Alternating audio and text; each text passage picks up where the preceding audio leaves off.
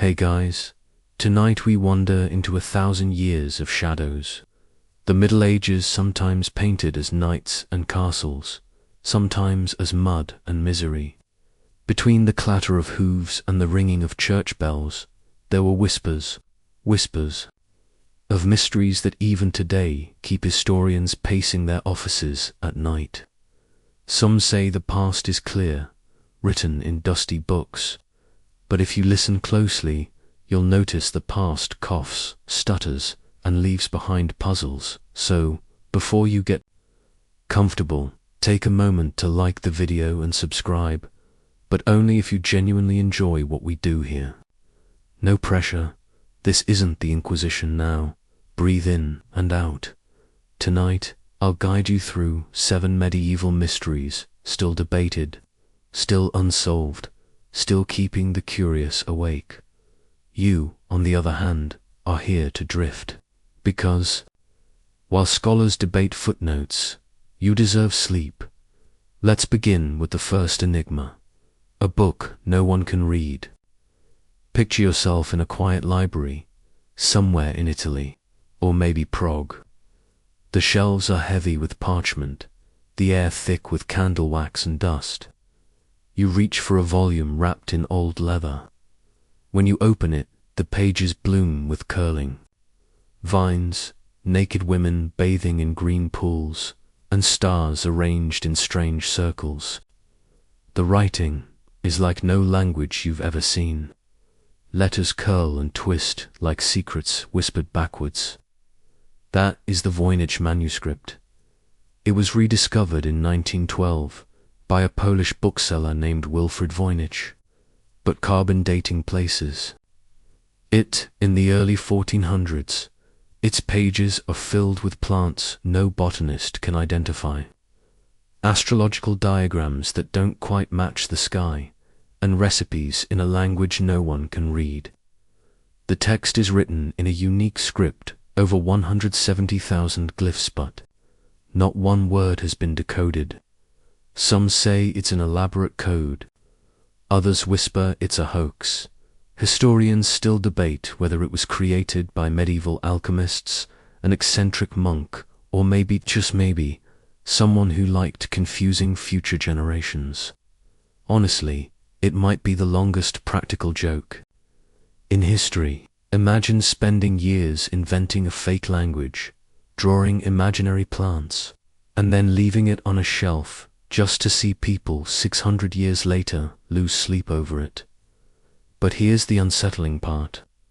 Modern cryptographers, people who cracked Nazi Enigma codes, have tried to solve it. Linguists, AI programs, mathematicians.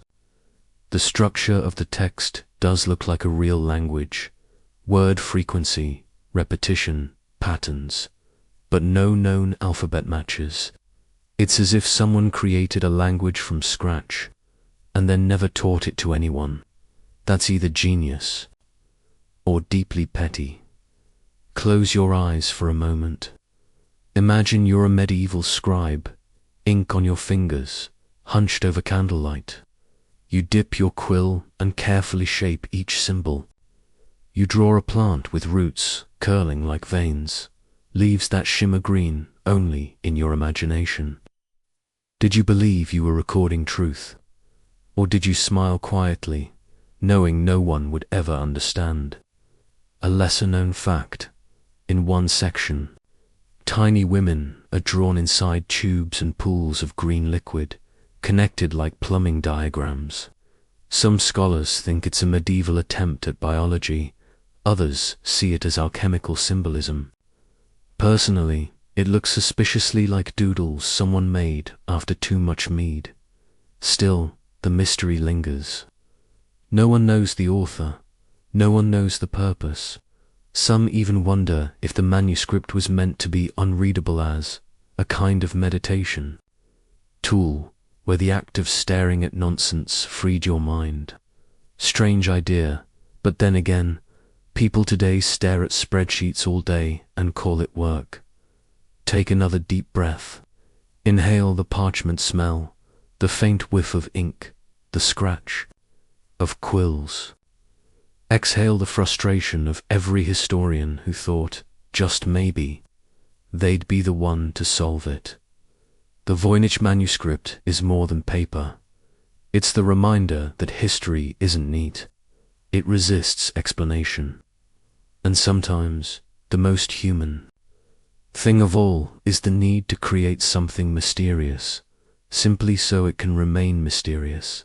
And so, as the pages turn softly in your mind, you let them blur. The words, unreadable.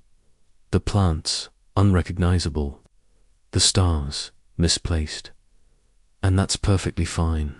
Because tonight, the mystery is not for solving, it's for sleeping. You leave behind the pages of the strange book, still turning in your mind, those plants that bloom in nobody's garden, and the language that refuses to be read. But the air is heavier now, and the candle sputters as if to remind you that ink and paper are not the only secrets of the medieval world. Gold gleams. In the distance, though not in your hand always, in someone else's. You feel it, don't you? The shimmer of a treasure you will never quite touch. The Knights Templar. Just saying their name feels like knocking on a locked iron door. You imagine yourself in a stone hall, high ceilings, banners faded from smoke and time, and a table covered, not with food, but with maps and sealed chests. Men in white cloaks, marked with the Red Cross, stride past you, armor clinking with that metallic chorus only war and prayer can produce. Their faces are stern, sunburned, and very, very tired. You can almost smell the sweat clinging to chainmail, the faint scent of incense drifting from the chapel nearby. Everyone knows at least one thing about them. They were warrior monks, sworn to protect pilgrims on the road to the Holy Land. You picture dusty travelers moving along dangerous routes, clutching wooden crosses and muttering prayers, while these armored figures appear like divine bodyguards. A medieval version of security guards, though far deadlier, and with significantly better uniforms. Their reputation was so great that even kings grew nervous when the Templars arrived, for they carried not only swords, but also influence. The popular tale that lingers, of course, is their treasure. Mountains of silver coins, sacred relics, chalices, even fragments said to be from the true cross. The whispers said they guarded the Holy Grail itself, yes. The cup every storyteller seems to desperately want to misplace and then rediscover. You walk through the mental vault, the air-cooled torches flickering on piles of riches, and you know this is probably fantasy. Still, you let yourself wander in it, because it feels good, doesn't it? Gold is softer when imagined, and yet, beneath the legends lies something more solid.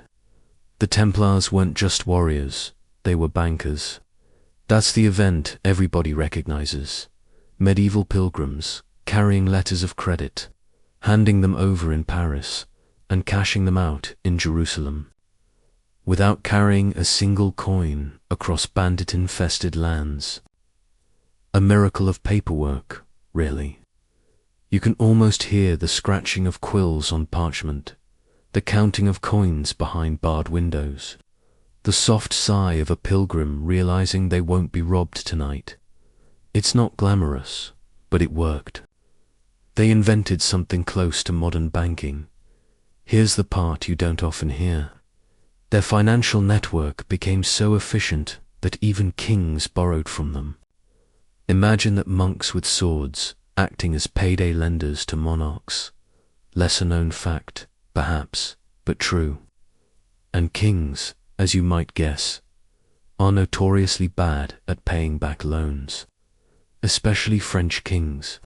Especially when temptation shines brighter than honor, it all unravels in 1307, a year you might want to whisper like a curse. Friday the 13th, to be exact. The event is famous now, lodged in superstition, though in truth it was politics wearing a mask. King Philip IV of France, knee-deep in debt, decided to erase both the bill and the men who held it. At dawn, Templars across France were arrested. You can picture it, boots thudding on stone steps, iron keys rattling, heavy doors flung open, sleep-dazed men dragged into the chill morning, ropes biting into their wrists. Their treasure, no one found it. The vaults, the chests, the fabled grey lore gone, as if the earth itself swallowed them whole.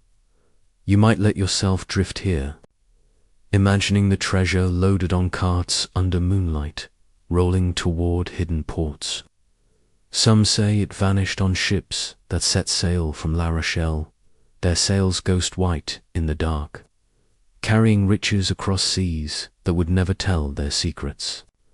Others claim it lies buried under Roslin Chapel in Scotland, or hidden in labyrinthine tunnels beneath Paris. The truth is, historians still debate it was there really a massive treasure, or just a convenient legend grown fat with time. You can almost hear them arguing in dusty lecture halls, each one clutching their theory like a relic of its own. The trials that followed were cruel theatre. You see the torches smoking, the crowd pressing closer, hungry for scandal. Accusations spilled like sour wine, heresy, devil worship, spitting on the cross, obscene rituals whispered in the dark. Some confessed, but only after the rack twisted their limbs or the flames licked too close. You can smell it burnt leather, singed hair, the raw stink of fear. And in the center, Grand Master Jacques de Molay, refusing to bow even as the pyre crackled beneath him, his eyes red, furious, unbroken fix on you. He curses the king and the pope as fire consumes him, and some say his voice carried across centuries. But the treasure that is the silence that screams the loudest.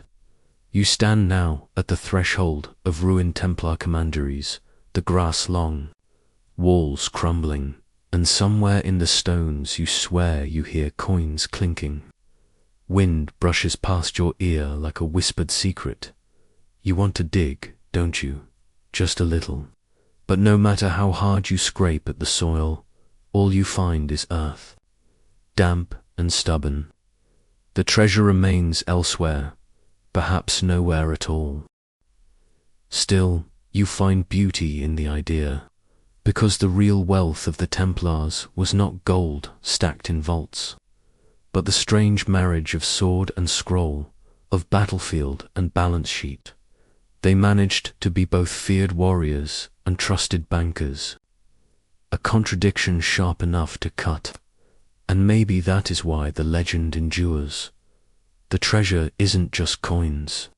It's the story itself, polished and passed down until it gleams. You lean back now, the candle almost burned down to a nub. Your thoughts wander over men in white cloaks who rode east with conviction and returned with debts, enemies, and perhaps secrets too heavy to carry. The room around you feels colder, as though the stone walls have listened and remembered. Somewhere, maybe in a vault deep under centuries of dust, perhaps a chest still waits, or maybe not, but the whisper of it remains, and sometimes the whisper is enough, so you breathe slowly, as if exhaling the smoke of Jacques de Molay's pyre. The flicker of treasure fades, but the hunger for hidden things does not.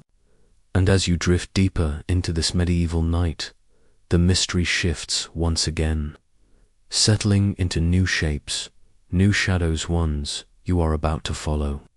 Whether you like it or not, you drift from the stone vaults of the Templars into something stranger, softer and perhaps more unsettling. The air feels different nowls, heavy with Crusader steel, more like a countryside hush. Imagine yourself in 12th century Suffolk, England, a little village named Woolpit, surrounded by fields of wheat, with church bells that carry a cross.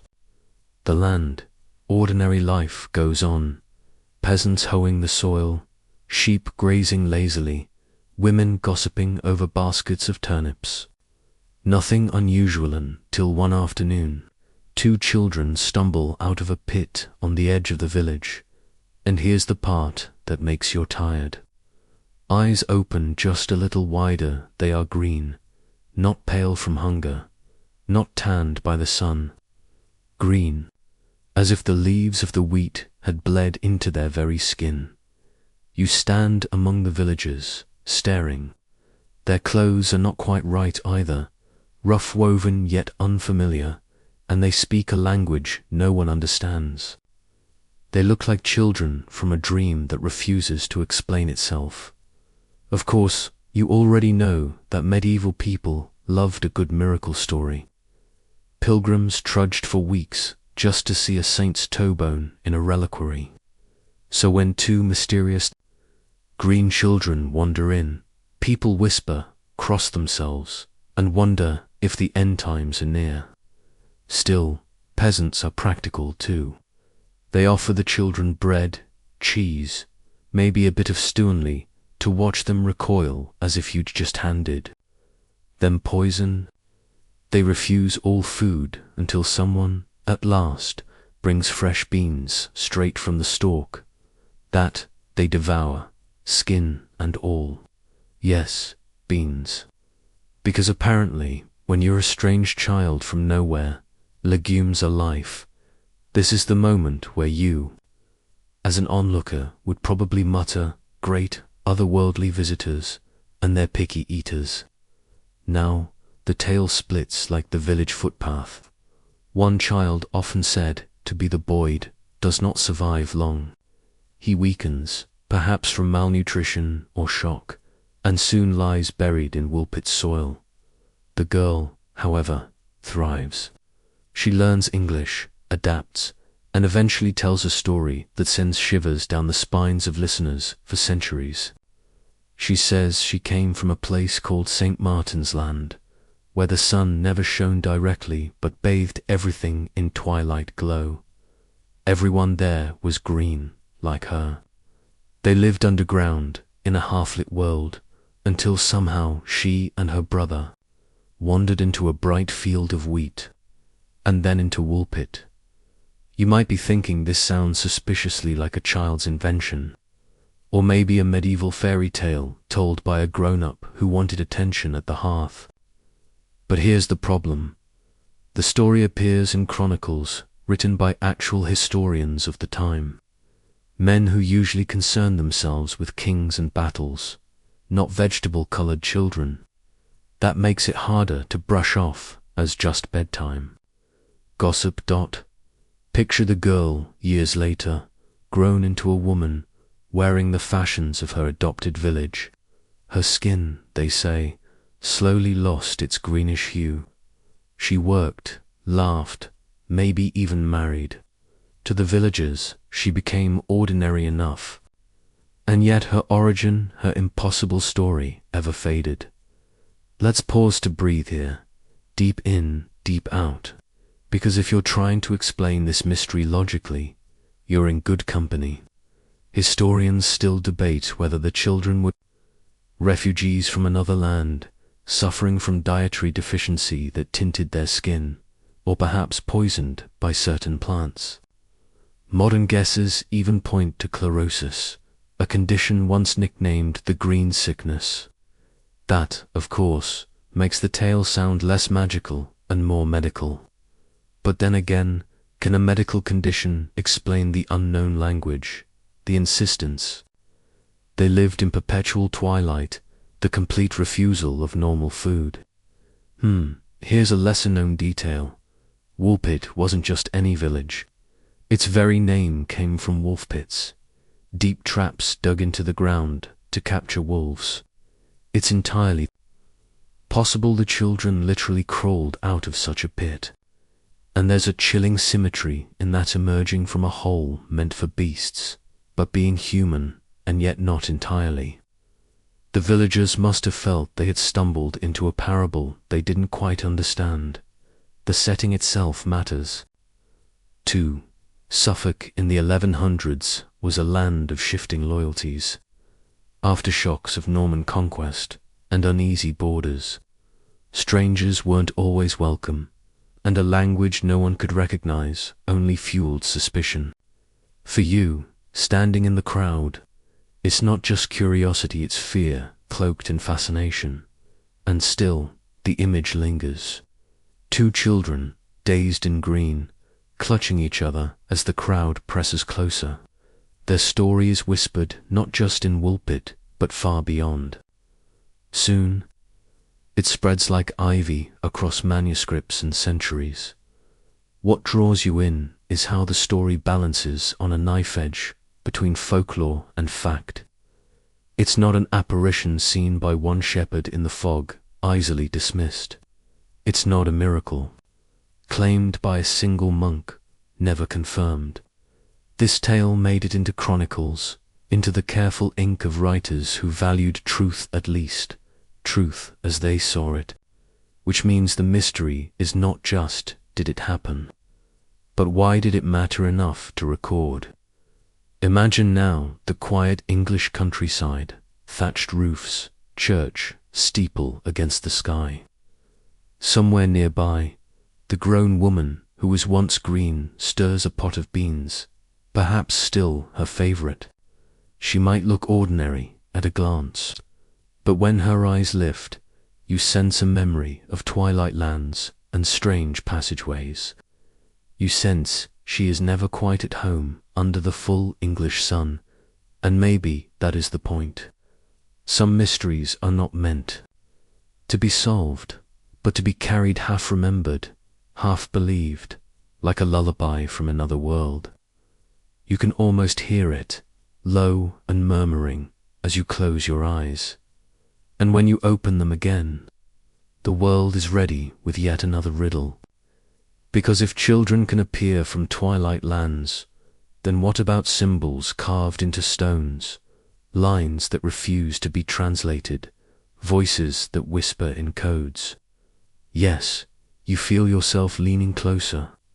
The next mystery waits, scribbled in ink, a puzzle for restless minds. You carry the story forward, leaving behind those strange green-skinned children of Woolpit, their echo still in your mind. But now the path opens into a different kind of strangeness, less about quiet mystery and more about noise, sweat, and movement. And in this next tale, you are not just listening. You are standing on a cobblestone street in Strasbourg, in the hot summer of 1518. It begins with one woman, Frau Trophia. You see her thin, determined, lips pressed Titas. She steps out into the street and begins to dance. Not a jig at a wedding, not a courtly reel, but something frantic, heavy-footed, almost punishing. Her arms jerk, her legs stamp, her breath quickens. Neighbors lean out of their timber-framed houses to watch, first amused, then worried. And you stand among them, curious, whispering, surely she'll stop soon, but she doesn't.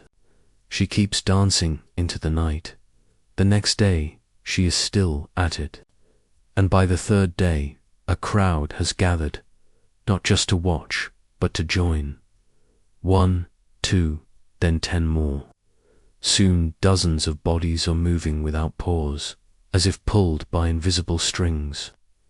You feel the heat radiating from them, the air thick with sweat and dust. The sound is not music, but a relentless thud of soles against stone. Mingling with gasps and cries. Here's the familiar part. Everyone knows of people fainting from exhaustion, whether in a crowded summer festival or after running too far in the heat. You've seen it, or at least imagined it, bodies pushed past their limit, collapsing. Now imagine that happening on repeat, all around you, not just once, but day after day.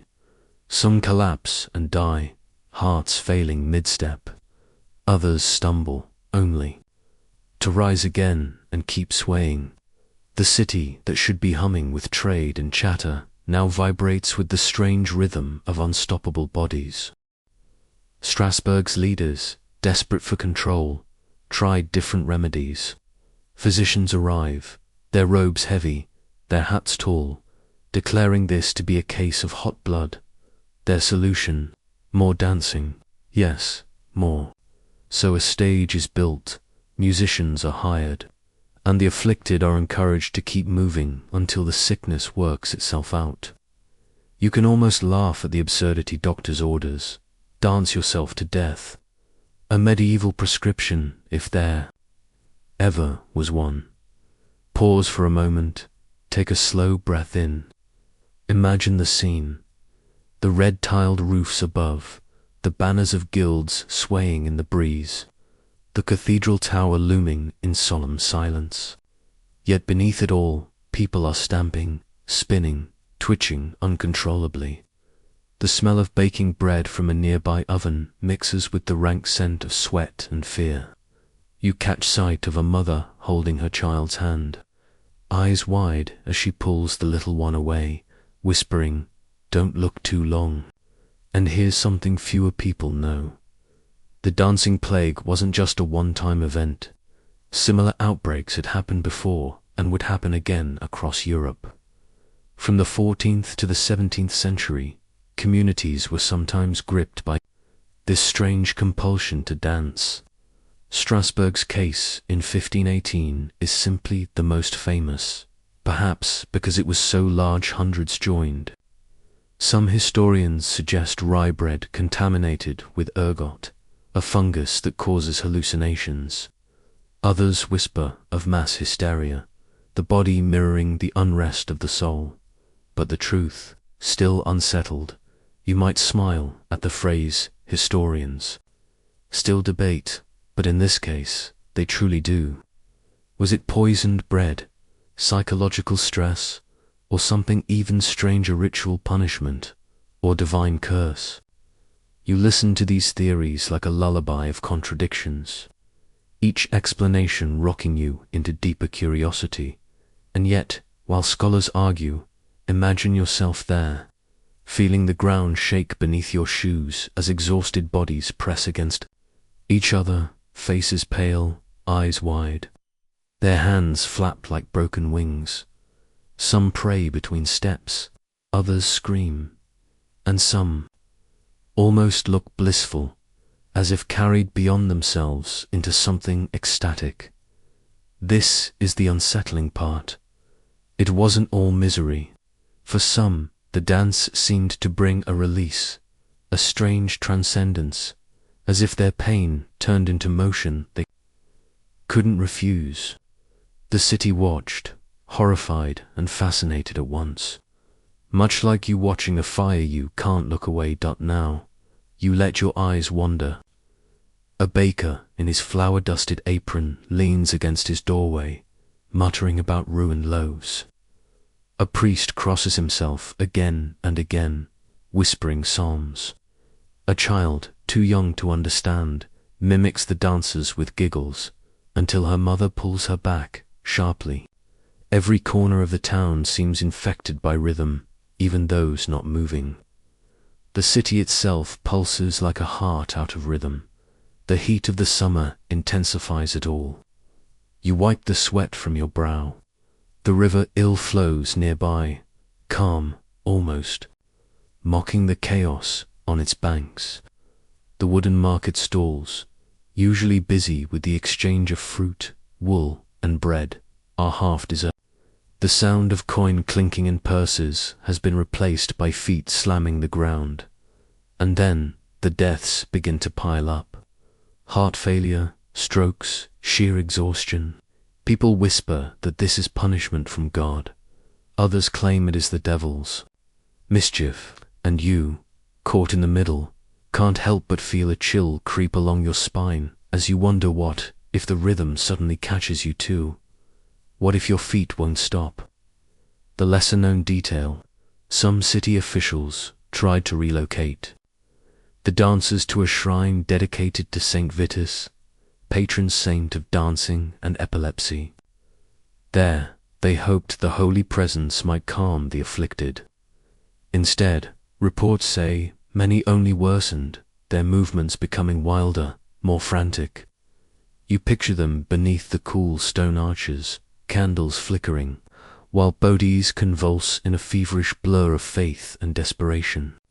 The sacred mingled with the grotesque. And all this, you realize, is both distant history and strangely familiar. Haven't you seen crowds swept by frenzy at concerts, stadiums, even protests? People losing themselves, surrendering to rhythm. Unity or fear. Strasbourg's tragedy is just a sharper, darker version. One you can smell, hear, and almost feel in your calves, as you imagine dancing without end. Take another breath, in through your nose, out through your mouth. Let the image fade, the clatter of wooden shoes against cobblestone, the cries of the weary, the solemn toll of the cathedral bells above. Slowly, gently, the frenzy dissolves into silence, leaving only the memory of dust, sweat, and questions. Unanswered because, in the end, no one truly knows why the people of Strasbourg danced themselves into collapse. Theories exist, arguments abound, but certainty slips away like water through your fingers, and so you carry this mystery with you. Another fragment of history's unsolved riddles, tucked beside the whispers of green children and the shadows of vanished treasure. Each story adds another layer to your curiosity, another lull in your breath, another step deeper into the quiet strangeness of the past. You drift from the echo of Strasbourg's exhausted dancers, their feet pounding endlessly, into another rhythm entirely. A rhythm not of music or frenzy, but of waves against a wooden hull, salt-stung air filling your nose, and the creak of rope and timber. You stand now on the deck of a ship in the late 1500s, sails straining against the Atlantic winds, heading toward a land that people back home still called the New World. Romantic, isn't it? Except, of course, for the scurvy, the lice, and the constant threat that one good storm could send you to the bottom of the sea. But apart from that perfectly charming, you imagine the sun low on the horizon, water glittering like scattered silver coins. The sailors beside you are weathered, their faces cracked from salt and sun, their clothes stiff with weeks of sweat. There is a particular sound to men at sea, the constant coughing, the muttered prayers, and the way boots scrape on planks as if trying to keep time with the world that never stops swaying. And you, whether you like it or not, along for the ride, part of England's bold little venture across the ocean. The event, of course, is familiar. You've heard of Roanoke, an entire colony that simply vanished. Poof, houses empty, fields abandoned, a single word carved into a post-Croton left behind like a riddle. And for centuries, people have wondered what really happened. Pirates, natives, disease, or something stranger. It's the kind of mystery that keeps historians awake at night while you, lucky listener, get to drowse and imagine it all as a bedtime story. Picture the first landing, the settlers stepping onto sandy soil, their boots sinking slightly, the smell of pine heavy in the air. Behind them, the forest looms dark, endless, humming with insects. Ahead, opportunity or disaster, depending on your optimism. Families unload trunks. Children chase each other in the grass, pretending the wilderness is just another playground. You almost want to cheer them on, except you know what's coming. They don't. That's the unsettling part. The innocence, the hope, the belief that a patch of foreign soil can become home. Here's something you may not know. Roanoke was not the first attempt. The English had already tried a colony there a couple of years earlier, and it failed miserably.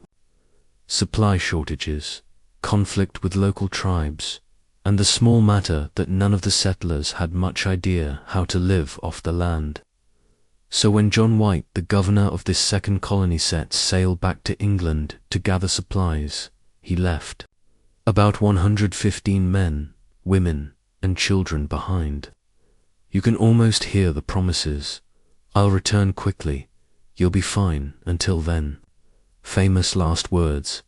Of course, history intervened. When White reached England, the Spanish Armada was gearing up to attack, and ships were seized for war. Months stretched into years. By the time he finally returned to Roanoke, the colony had disappeared. Every hut abandoned, every pathway overgrown. No bodies, no battle signs, just emptiness. A ghost town before ghost towns were fashionable. And there, on a wooden post, the single carved word, Croatoan, which sounds ominous, but might also have just meant, "We moved." Don't panic.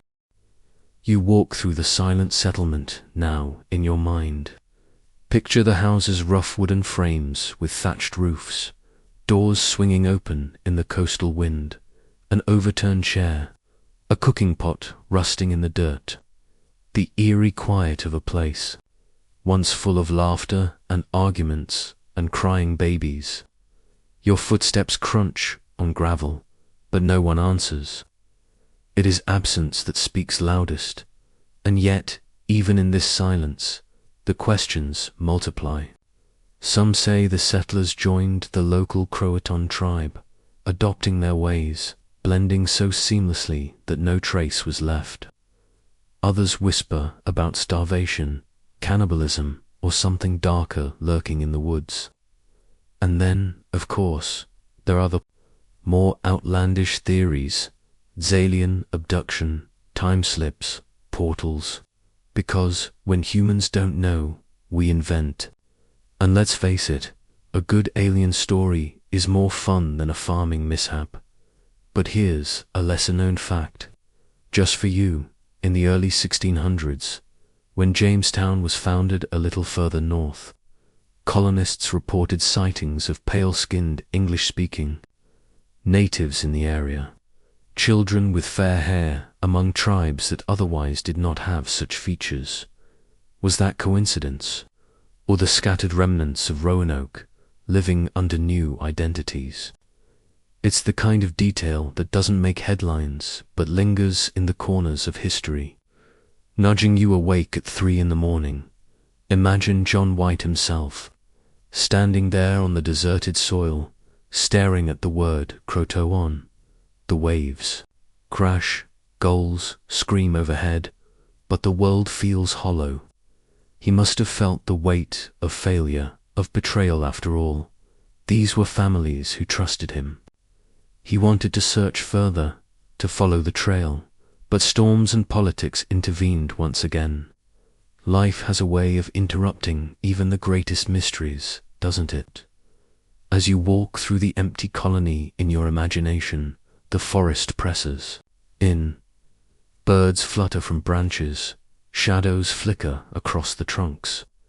You can almost believe the settlers are still here, just out of sight, whispering in another tongue, waiting for you to turn your head. You inhale pine, earth, salt, arand underneath it all, a faint sense of unease, because nothing feels quite finished. And yet, people move on. England kept colonizing. Jamestown rose, then others. Roanoke became not a tragedy to mourn, but a riddle to tell, passed down like a bedtime story with a shiver. It's oddly fitting, isn't it, that in the grand march of exploration, human lives became footnotes, erased by time but immortalized by the very act of vanishing. You almost want to applaud their commitment to mystery, almost so you breathe in the quiet. You picture the settlers walking into the trees, never looking back, or perhaps sailing away on a makeshift boat, desperate for food, for hope. Maybe they reached safety, maybe not. Historians still debate, of course, and probably always will, because certainty would ruin the fun. The colony lingers in your mind like a half-finished dream, the way houses collapse into soil, the way one carved word becomes centuries of speculation. It makes you think of the dancers of Strasbourg, moving until they dropped, swallowed by a madness no one could explain. Different time, different place, but the same unsettling truth.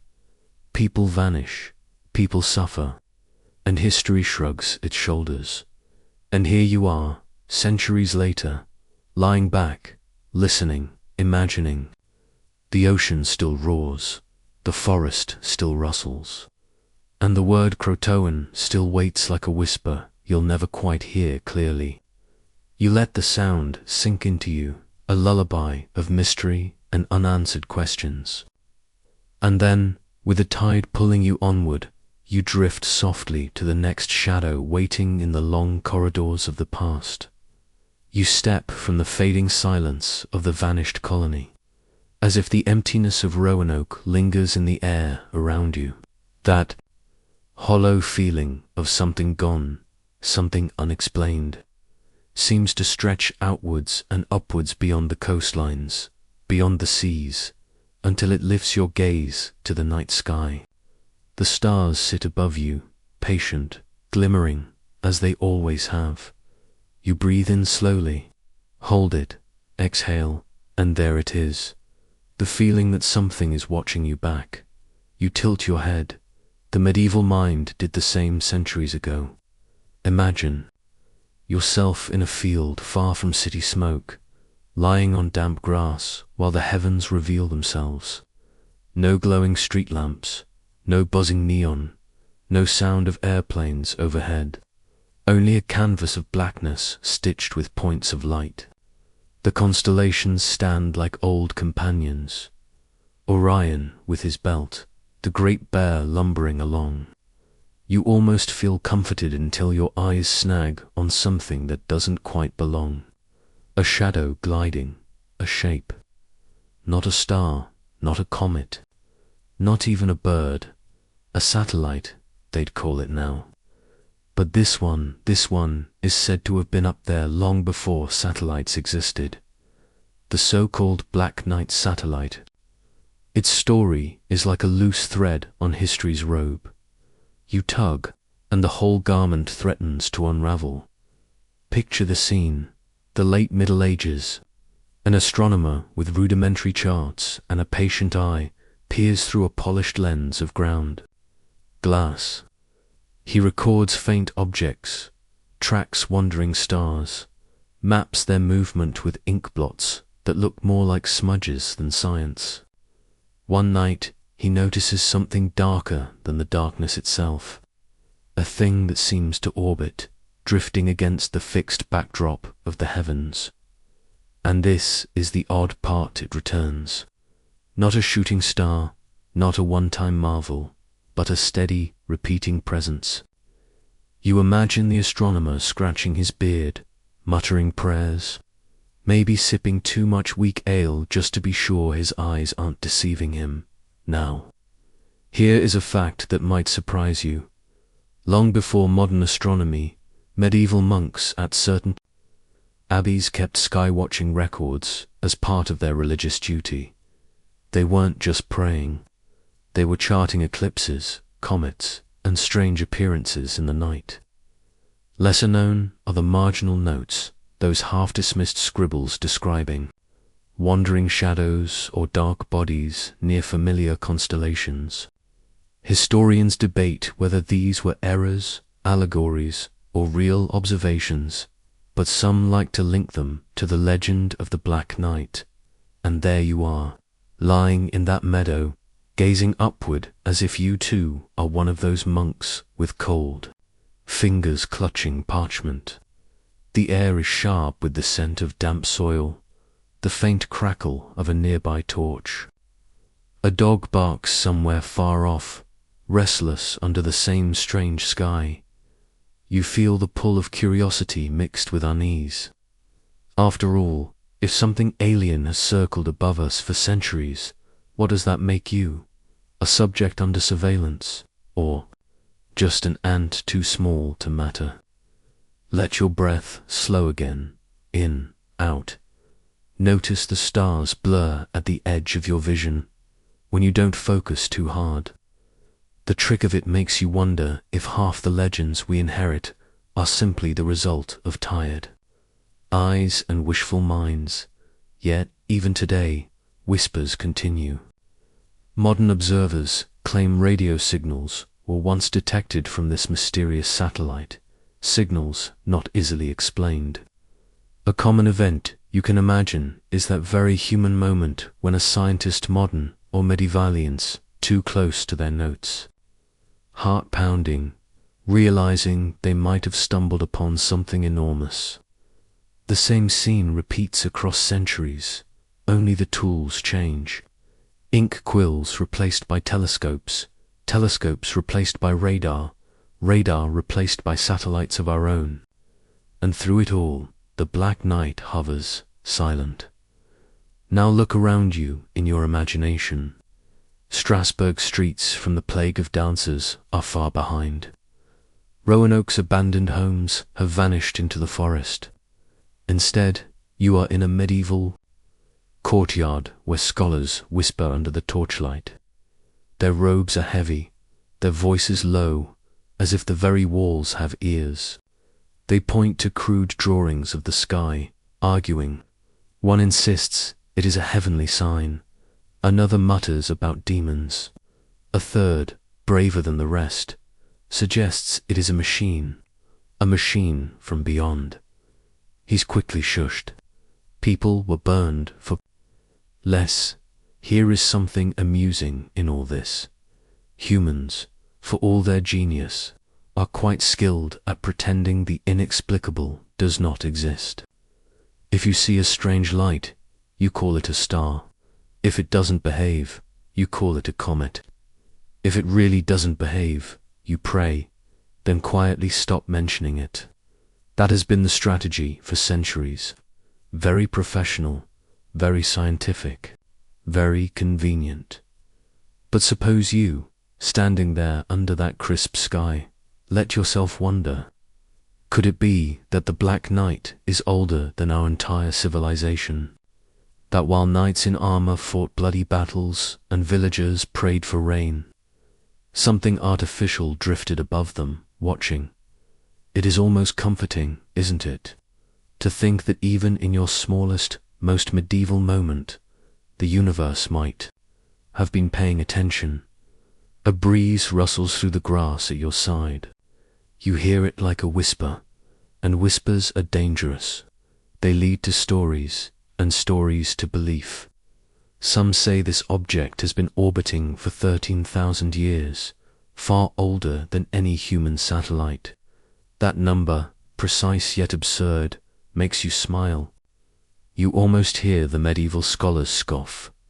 13,000, ridiculous. Everyone knows the Earth itself is not that old. The debate across time feels oddly intimate, as though you were eavesdropping on centuries of stubbornness. Let us pause here. Breathe in, slowly. The night air is cool, crisp, filling your lungs. Hold it. Exhale. You feel your body sink, as though gravity is heavier under this starlit dome. And what do you see? The stars remain steady, glowing with patient indifference. But just near the edge of your sight, something shifts. A black shape against blackness, moving with purpose. Too steady to be a bird, too silent to be debris. It slides on, vanishing behind the curve of the earth. And you are left with that hollow ache of mystery once more. The common event you recognize in all this is simple, the universal act of squelching. Every human culture has done it, leaned back, gazed upward, and wondered. A peasant after a long day, a sailor navigating waves, a scholar in his cloister, even you now, lying still with your heartbeat slowing.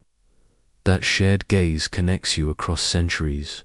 And the lesser-known fact: some fragments of early star maps from the 12th and 13th centuries contain unexplained markings, as though the cartographers tried to note an object that didn't fit their system. These were usually dismissed as mistakes. But what if they weren't? What if they were the faintest hints of something our ancestors saw but could not name? You may never know. Perhaps no one will. And maybe that's the quiet comfort. Not all mysteries need solving. Some exist to remind you that the world and the space beyond is stranger than your tidy categories allow. The torchlight in the courtyard dims. The scholars drift away. The night folds around you like a cloak. You close your eyes for a moment, letting the thoughts sink deeper above you. There may always be something unseen, circling, waiting, and as your breathing steadies, you feel that stories slip seamlessly, like shadow into shadow, toward the next mystery that history has left behind. You step softly now, through the dim hush of a cathedral.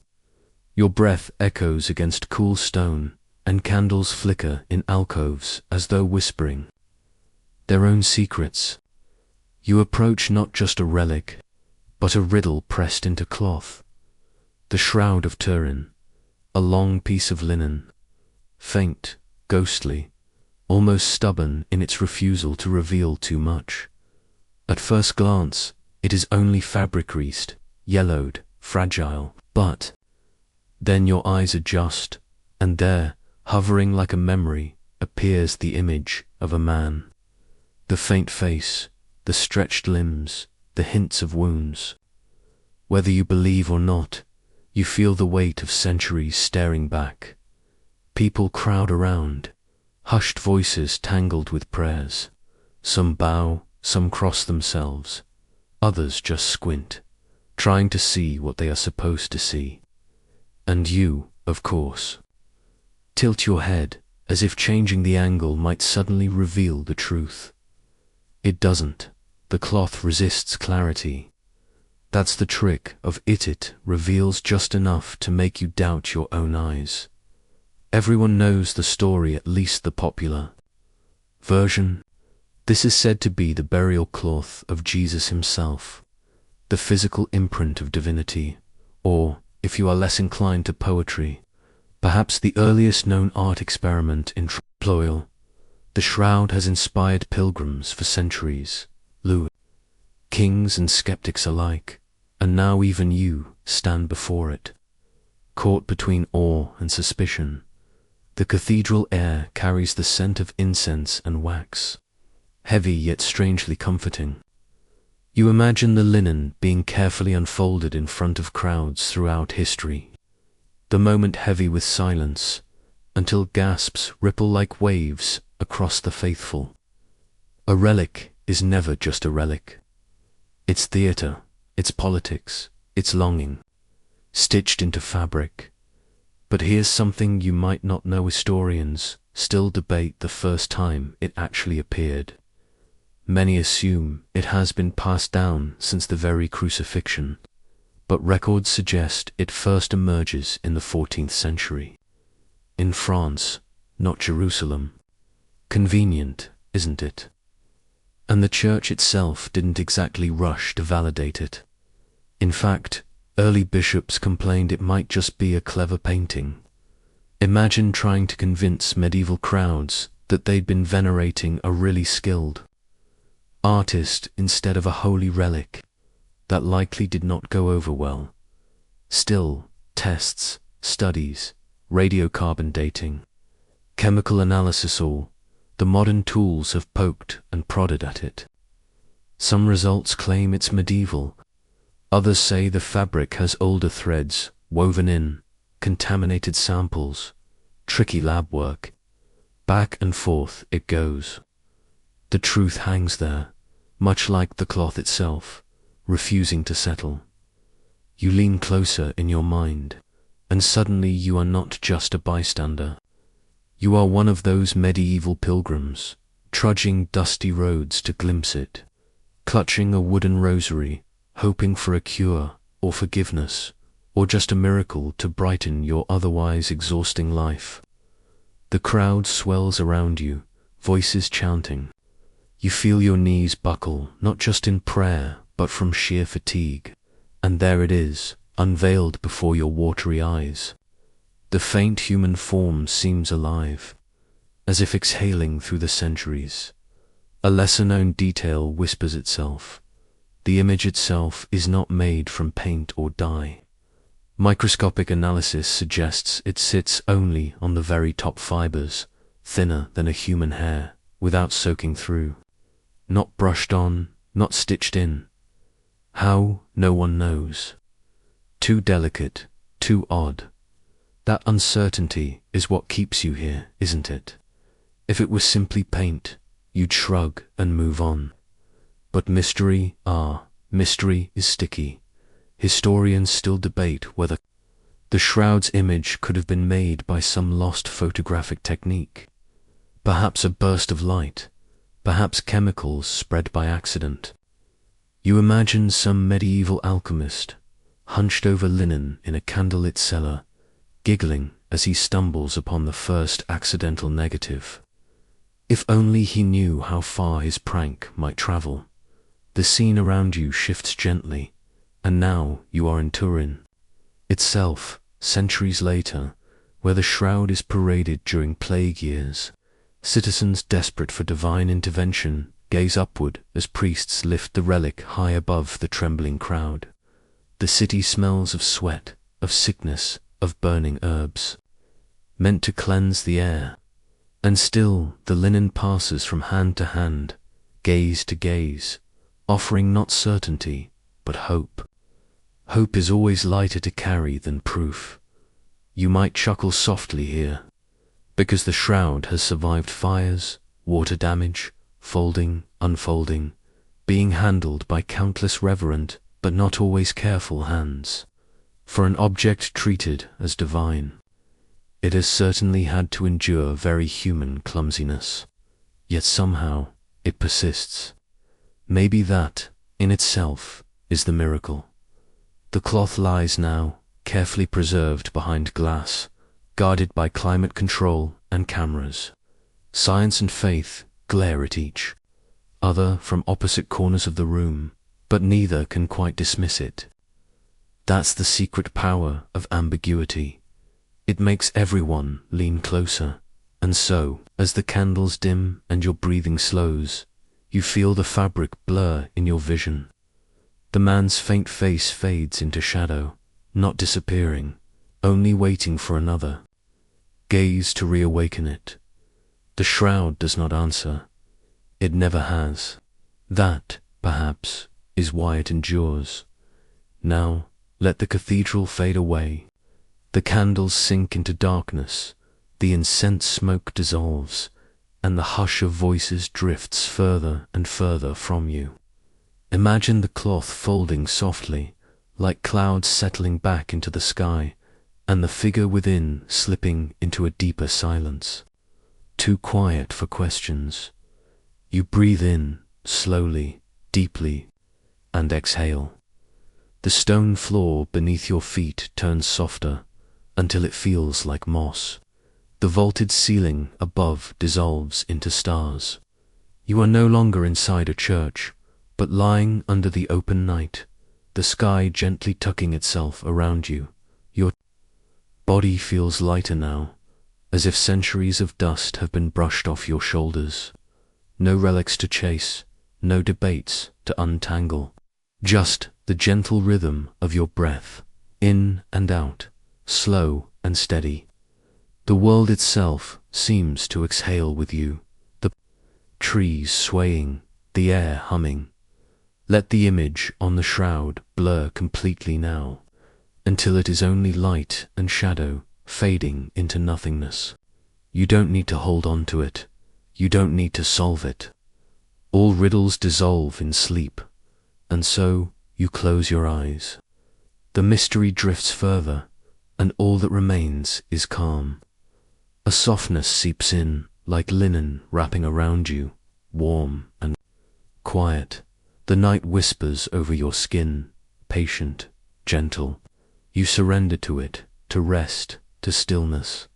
The questions can wait. The world can wait. For now, you are safe, cradled in the dark, rocked by the quiet hum of time itself. Sleep now, sleep deeply. Let the last candle go out. Let the night sing you down. End of script. Sweet dreams.